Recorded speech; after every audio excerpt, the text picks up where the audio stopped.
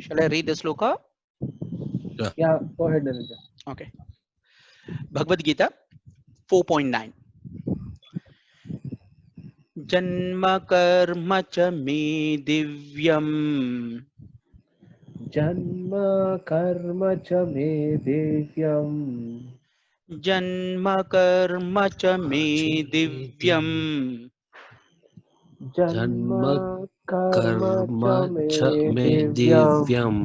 Okay, so Satish, one tip and technique what I would like to share with you is this, that we should try to read this in one breath, because I'm already breaking it now. We must not put so much of pressure on our mind. बहुत casual cool उसको ऐसा एक flow में जैसा पानी बहता ना वैसा उसको बहने बट देना. वो संस्कृत में आई हैव टू नहीं, जन्म don't worry, I have to don't put your intellect in between, just flow. then I will be reading it wrongly. No, No, you are listening na, listen to, you are listening acha na. okay. No, I am also breaking in हाँ between. हाँ Okay, हाँ okay, हाँ, okay. focus on Okay, okay, listening. right.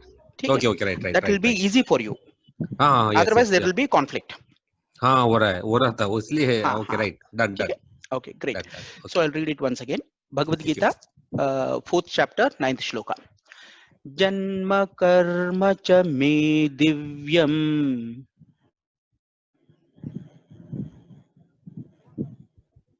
go ahead. जन्म कर्म च मे दिव्यम एवं यो वेति तत्त्वतः एवं यो वेति तत्त्वतः. सुपर. एवं यो वेति तत्त्वतः एवं यो वेति तत्त्वतः त्यक्त्वा देहं पुनर्जन्म त्यक्त्वा देहं पुनर्जन्म त्यक्त्वा देहं पुनर्जन्म त्यक्त्वा देहं देहं पुनर्जन्म नैति माम् एति सो अर्जुन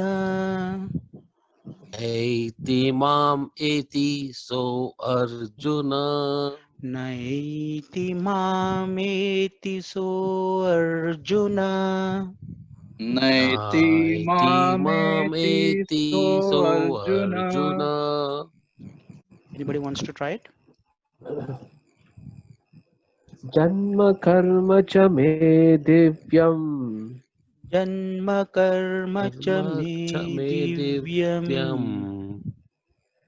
एवं यो वेति तत्त्वतः एवं यो वेत्ति तत्त्वतः त्यक्त्वा देहं पुनर्जन्म त्यक्त्वा देहं पुनर्जन्म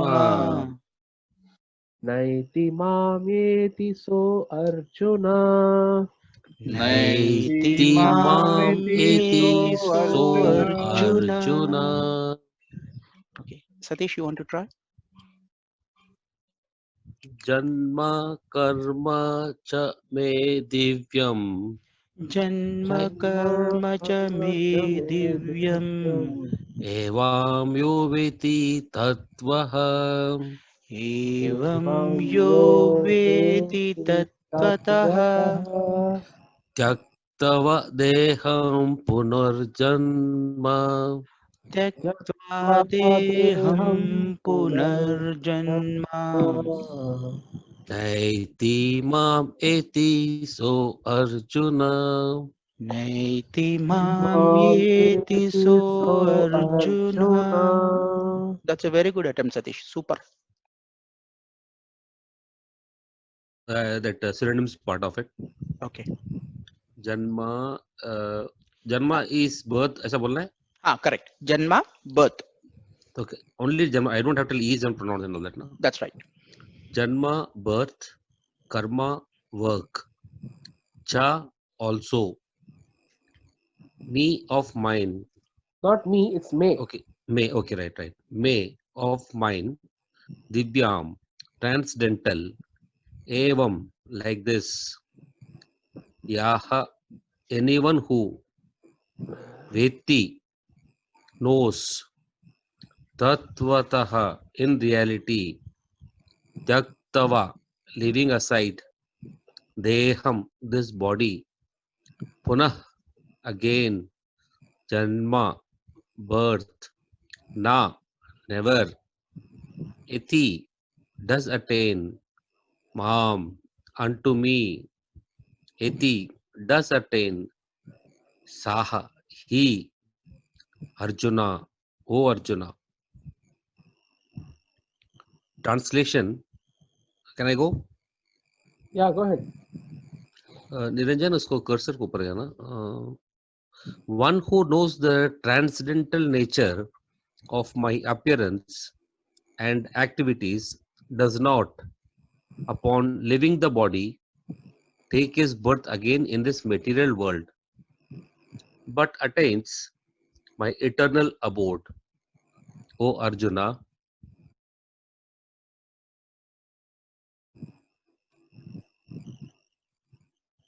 Yeah. okay. Purport. Sandeep, you want to read the purport?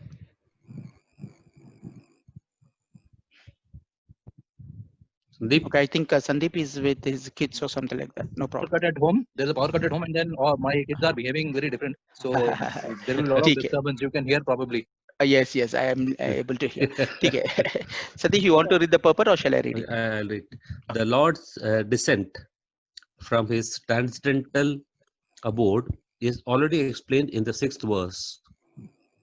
One who can understand the truth of the appearance of the personality of Godhead is already liberated from material bondage.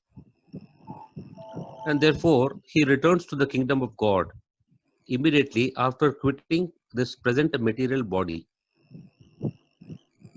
Such liberation of the living entity from material bondage is not all that easy. It's not at all easy. The impersonalists and the yogis attain liberation only after much trouble and many, many births. Even then, the liberation they achieve, merging into the impersonal Brahma Jyotir of the Lord, is only partial. And there is the risk of returning to this material world. But the devotee, simply by understanding the transcendental nature of the body and activities of the Lord, attains the abode of the Lord after ending this body and does not run the risk of returning to this material world. In the Brahma Samhita 5.33, it is stated that the Lord has many, many forms and incarnations. Advaitam Achyutam Anandam Anantarupam. Although there are many transcendental forms of the Lord, they are still one and the same Supreme Personality of Godhead. One has to understand this fact with conviction. Although it is incomprehensible to mundane scholars and empiric philosophers. As stated in the Vedas, Purusho Bodhini Upanishad, Eko Deva Nitya Leela Nurakto Bhakta Vyapi Hridaya Antaratma. The one Supreme Personality of Godhead is eternally engaged in many, many transcendental forms in relationships with his unalloyed devotees. This Vedic version is confirmed in this verse of the Gita personally by the Lord. He who accepts this truth on the strength of the authority of the Vedas and of the Supreme Personality of Godhead, and who does not waste time in philosophical speculations, attains the highest perfectional stage of liberation. Simply by accepting this truth on faith, one can without a doubt attain liberation. The Vedic version, Tat Tvam Asi, is actually applied in this case. Anyone who understands Lord Krishna to be the Supreme, or who says unto the Lord, you are the same Supreme Brahman, the personality of Godhead, is certainly liberated instantly and consequently his entrance into the transcendental association of the Lord is guaranteed. In other words, such a faithful devotee of the Lord attains perfection, and this is confirmed by the following Vedic assertion: Tam eva viditvati mrityam iti nanyah panta vidyate yanaya. One can attain the perfect stage of liberation from birth and death simply by knowing the Lord, the Supreme Personality of Godhead. And there is no other way to achieve this perfection. Svetaswatara Svetaswastara Upanishada 3.8. That there is no alternative means that anyone who does not understand Lord Krishna as the Supreme Personality of Godhead is surely in the mode of ignorance, and consequently he will not attain salvation simply, so to speak, by licking the outer surface of the bottle of honey, or by interpreting the Bhagavad Gita according to mundane scholarship. Such empiric philosophers may assume very important roles in the material world, but they are not necessarily eligible for liberation. Such puffed up mundane scholars have to wait for the causeless mercy of the devotee of the Lord. One should therefore cultivate Krishna consciousness with faith and knowledge, and in this way attain perfection. Over to you, Neer. So Anand, you want to go ahead with your thoughts, comments? Yeah, thanks Satish, very well, and thanks Niru for giving me the opportunity. Nicely read. Slowly you see, Satish, I'm seeing that your Sanskrit pronunciation is improving. Okay. No, because That's right. I listen to this what you call some mantras and all. Basically, in Sanskrit when I meditate. Though I don't understand, but I make an attempt to rhyme it up with my when I'm breathing and all that. So I'm just getting into that nudge of Very things. nice. Very nice. Yeah, Especially you'll pronunciation by Niranjan and Anand is it's taking very closer to me. Yeah, definitely. I By the want to end sit of and this, learn Sanskrit with my children. I can get a by the grip on time that. by the time you finish this 108 shlokas, I'm sure your Sanskrit will improve better, even more. I want to take my children's books. They have got that pronunciation. They are doing Sanskrit. I told them to take Sanskrit, so probably I thought sit and learn with them. So that That's may nice. aid me in co-learning with them as well as putting some effort here. Yeah, sure. Small attempt. Okay. Nice. Okay. Okay. Thank you, Oh, Anand. Anand. Yeah, please Hi, go ahead. Anand. Yeah, hi Madhu, tell me. Thank you, Anand. Yeah, thank you, Anand, for your just one clarity I need in this. You said in this there are three types of transcendental personalities. One is yogi, jnani, and devotee. Bhakta. So, as per this bhakta, what a devotee or bhakta. Yeah. So there is a chance of Jnani or yogi after attaining so much, doing some what you call serious penance or very hardcore penance, they get attainment of liberation or whatever it is, and there is scope of falling down. But compared to that, the bhakta or devotee, chances are less of falling down from liberation. Can you just elaborate on those points? Yeah. It's a very good question, very good point.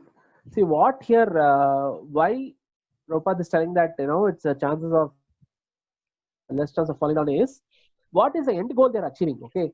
If you look at that, okay, the earlier example I had given about sun globe and Surya Bhagavan and the sun rays, right? So the sun rays is compared to all the knowledge Brahman, which is accumulated by the Jnani.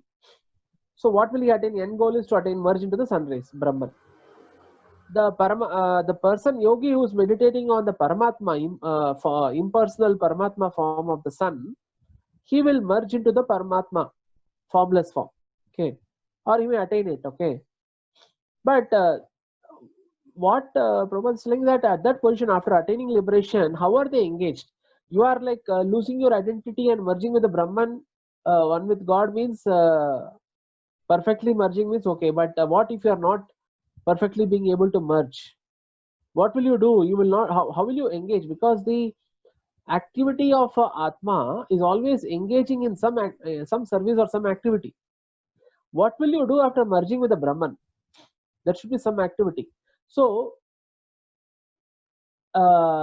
if you are not perfectly able to engage yourself in the service of the Lord, there is a risk of falling down, because the material world is very, very attractive. The material world will say that, I want to lord over matter. I want to be the boss. I don't want to remember the Lord and service. So, like if you attain the Brahman or Paramatma stage also, you have to 24/7, you have to constantly be in that consciousness. And being in the meditative consciousness is much more difficult in this other processes rather than the devotional process. If you are in the devotional process, in the, let's say you are reaching the Goloka Vrindavan or the Vaikuntha Loka, where you are engaging in the devotional service, that is much more natural and engaging, and the risk of falling down is very less.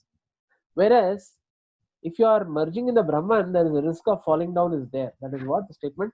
See, they are all acharyas and gurus. Okay, I am just sharing what I heard. Okay, I don't have more supportive arguments. Okay, so we have to just in order to understand this more, we have to discuss it with a proper guru from ISKCON to understand this. But I am just sharing whatever I know, Madhu. I'm sorry if there is any shortfall. No. I will try to put this points good. across. May I? Yeah, sure, Niranjan. Whatever knowledge. So, Madhu, I'll try to address your point also. Madhu, Yes. you are saying something? Please go ahead. No. Okay. Go ahead. So I'll try to address your point as well when we are going through this particular verse of Bhagavad Gita 4.9. Definitely that point I will cover. Okay. Okay. So I'll share some of the comments on this thought process of Bhagavad Gita, 4th chapter, 9th shloka. This again in the continuation of the transcendental knowledge of the 4th chapter, Bhagwan is once again giving the commitment. What would happen to such kind of a person who is a complete devotee of Bhagwan himself? The moment the person is a qualified devotee, then what would happen to such kind of a being once he even leaves the body? Bhagwan is giving a commitment once again here. Okay, so let's look into the verse once again. It says, Janma karma cha me divyam evam yo veti tatpataha tektva deham punarjanma naiti mam eti so arjuna. What he's saying is Janma, which is birth, karma is work. Now these two things are so important to understand, which is Janma and karma. Once there is a birth of anything, it has to perform certain kind of activities or certain actions. Now we got to differentiate here between the Janma of a Supreme Parabrahman and the Janma of a normal Atman. We have to understand the works of a Supreme Parabrahman and the works of a normal Atma. So the Janma of the normal Atman happens through the various bodies, various yonis, which are in this kind of a loka, which is in our Brahmanda loka. There are so many crores of kind of yoni. Yoni means from the place where there is a birth that is happening. Now, any kind of Atman would take the birth from the yoni. It could be like from the seed, or it could be the yoni of an animal. It could be the yoni of a bird. It could be the yoni of a plant, or it could be a yoni of a human, for example. So all these births which are happening through the yonis are that of the regular normal Atmans. Whereas the Parabrahman never comes from the yoni. It manifests itself.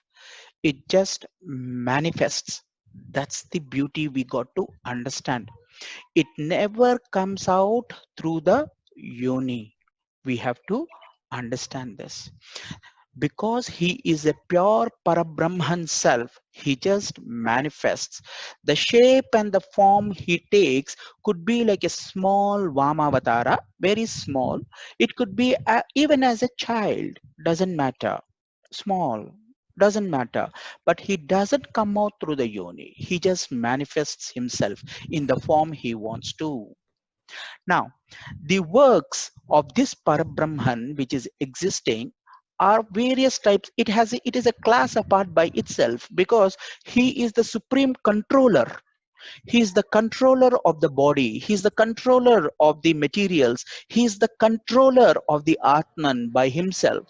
So his works are far superior because he knows that these is created in the form of a play, in the form of a leela. So his works are different compared to the works of a normal Atman which is coming in.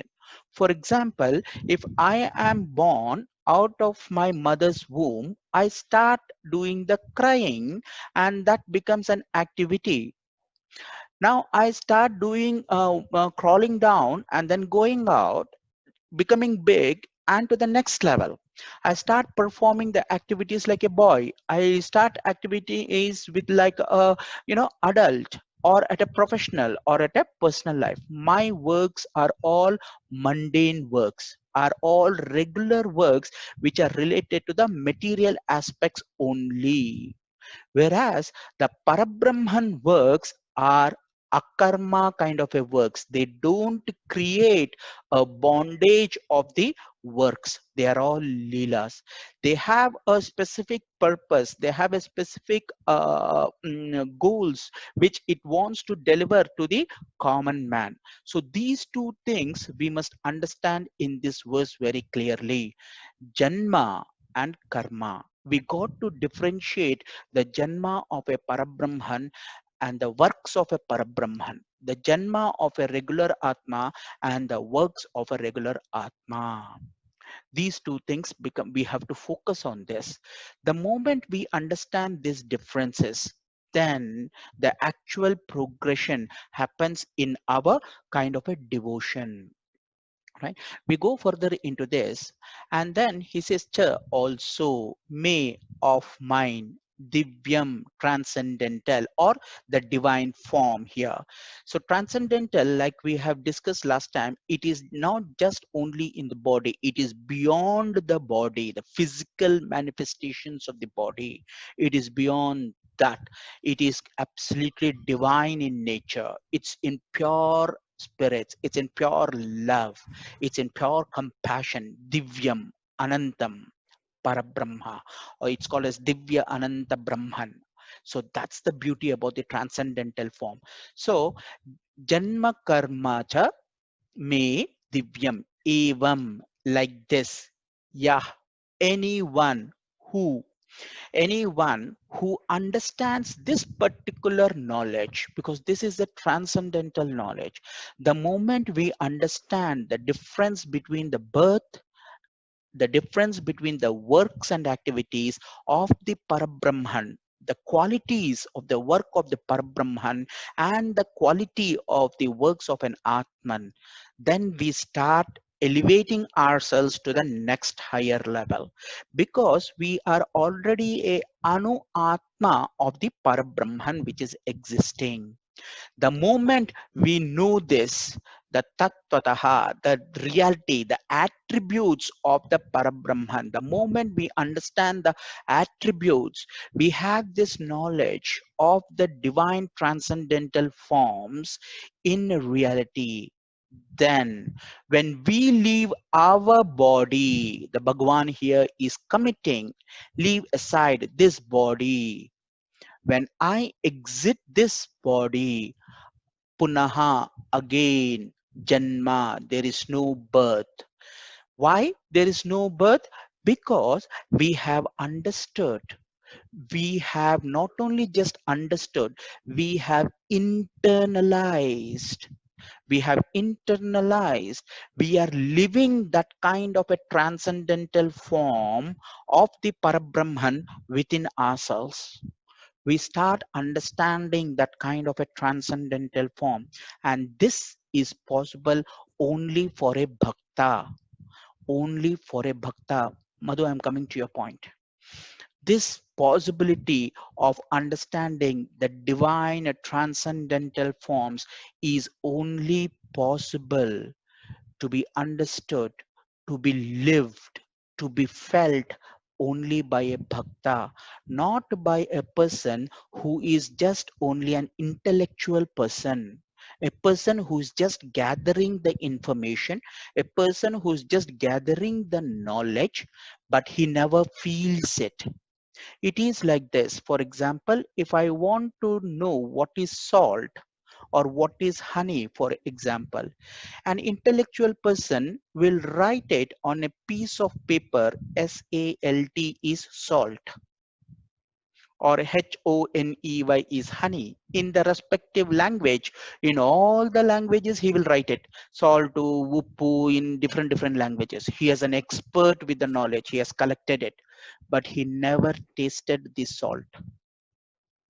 He doesn't pick it and then put it on his tongue to taste it, to feel that taste of the salt. Such kind of a person is just only an intellectual person. He will never know the taste of the salt. Now, once we come to a kind of a yogi, for example, this particular person is trying to find a union. Now he will go a little bit deeper. He will understand how this combination of sodium plus chloride is happening, and then it is creating a kind of a salt. He tries to combine in various kind of an experimentation which is happening, but then he is still not able to put it on his tongue and then feel and experience that salt. Now, a common bhakta who is existing, he doesn't know what salt is, he doesn't know what is the combination of it, doesn't know how many molecules of that is to be combined in what kind of an environment it is to be done. Nothing. He just takes it, puts it on his tongue and says, I know salt. No, it's that simple. So Bhagwan, that is the reason he says a person, he might be ignorant, but a person who completely surrenders himself to the Parabrahman, he will take care of him. And the only way for doing this is 100% surrender, which is a simple technique of surrendering through bhakti. Bhakti is such a kind of a rasa. Even Bhagwan longs for this kind of a bhakti in an individual. Why is he giving such kind of a highest position for a bhakta? Is because Bhagwan is also longing for such kind of a pure compassion, pure love. He loves such kind of people who are with pure love. There is no measurement which is existing to ఏదే my ఏదేతు నువ్వు నాకు ఇది offer చేయి నేను నీకు 100 కొబ్బరికాయలు కొడతా. There is nothing like that. That is not bhakti. It is a transaction. It is a business. Bhakti is irrespective. నువ్వు నాకు మంచి చేసినా చెడు చేసినా స్వామి అంతా నువ్వే. నా కాళ్ళ కింద చెప్పులున్నా లేకపోయినా నేను నీ దగ్గరకు వచ్చి నిన్ను కలుస్తున్నా, నిన్ను చూడాలనుకుంటున్నా, నీతో నేను నీ భక్తి నీ నామామృతంలో నేను మునిగి తేలాలని అనుకుంటున్నా. Not just in my physical body, not just in my just the physical being of it, but నా అణువణువున నా రుధిరంలో, means in my blood, every cell of my blood is just only chanting your name. My every breath is yours. అలాంటి ఒక భక్తి, అలాంటి ఒక తపన ఎప్పుడైతే ఆ మనిషి లోపల, when it comes to such kind of a thing, for him, he becomes one with the Parabrahman, because he doesn't realize himself in his body. He doesn't realize. He just only looking at the Parabrahman everywhere in his consciousness. So for such kind of a person, neither is there death nor there is a birth. He's already merged in the Parabrahman. So where is it that there is a Janma again for such kind of a person? It is not there. The only way to be in this kind of a transcendental knowledge is through constant awareness, a constant awareness of the Parabrahma Swarupa, his transcendental forms, various transcendental forms. ఆ లీలలో అలాగా మునిగి తేలుతూ తేలుతూ మునిగి తేలుతూ తేలుతూ మునిగి తేలి మునిగి తేలి you become one. Your drop of water will be one with the mighty ocean. When it is joining, ఈ యొక్క ఆత్మ అను ఆత్మ ఎప్పుడైతే వెళ్ళి it's going and then merging with the ocean, it becomes the mighty ocean. We cannot differentiate where is that one speck of drop of water which has merged with the ocean. That is the beauty of the power of merging with the Parabrahman. So there is no Janma, Punah Punah. For such kind of a person, there is no Janma once again. He attains the Parabrahma by himself through absolute devotion. The qualities of devotion we have discussed last time. Only the quality of the devotee is 100% surrendering. While we are surrendering, maybe we might get a little bit of a knowledge, but that person who is able to have an intellectual knowledge, who is able to do a union with the Parabrahma, with his meditational activities, and combine a kind of a bhakti, he is supremely merged with the Parabrahman. He can never fall, but the core is always the bhakti. For this Kali Yuga, the only way to be one with the Supreme Parabrahman is bhakti and bhakti. Very fast, within seconds, we will be able to connect with the Parabrahman the moment the bhakti rasa manalopala is being to the ultimate optimal levels. And the only way to do that is through satsanga, through the right guru. We have to go through the right satsang, meet the right kind of people, discuss with them as much as possible. We don't need to talk with people who are rubbish, who don't understand this knowledge. No need to show our knowledge also to them. We just need to look at them. We don't need to say yes or no to them. We just need to say, this is the method I am following. You're interested, you're welcome to come. You're not interested, please follow your path. There is nothing wrong in it. We can just do our work. Any person who is automatically seeing the changes in us will follow, because gold is gold. Any amount of copper is being added, it becomes impure. But gold value still, even to the small speck, remains gold. So that is the beauty about the bhakta, or the devotee who is existing. If we put it a little further from gold, it becomes like the diamond. Conversion of from being a coal to with that kind of a regular pressures or various actions which are mundane actions, like you and me, very common people.